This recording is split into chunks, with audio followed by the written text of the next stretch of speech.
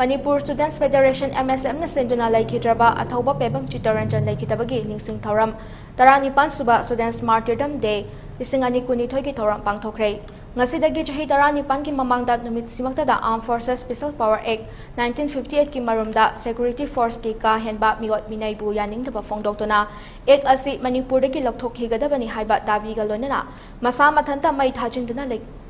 leikhidabani thouram asi ayu anganbada MSF ki mayai loisangda yakairol saktuna haudoke matung tarakpada Bisnupurda laiba Students Martyrdom Complex da leikhidrabagi photo da leisu katuna ikai khumna ba utki masigi matungda Segaro takhelambam laikai da laiba takhelambam laikai youth club ki ground so leikhidabagi photo da leisu katki mafam asidagi wangang taba rally ama thangmaibam thau ground fawba jatki loinana mapung oiba thouram mafam aduda pangthoke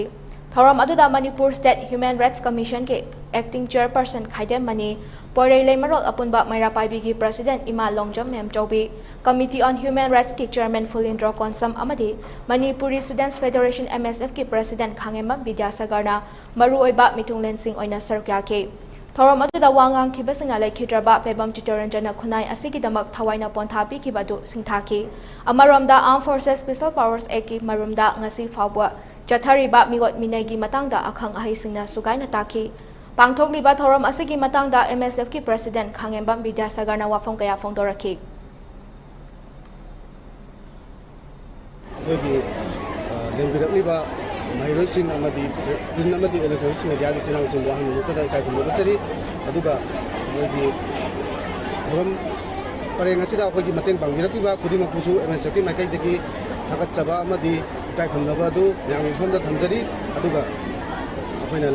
MSF na Manipur government amadi India government da haning baji akoigi hadak nauna station mapal lama lathokhraba matungda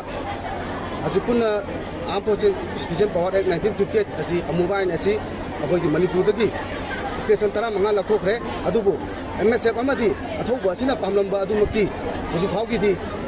oidri adubu MSF na makhata na lebak myam amadi Manipur myam amadi mairoi singa loinana amubai na si Manipur lehau dagi singa masung tam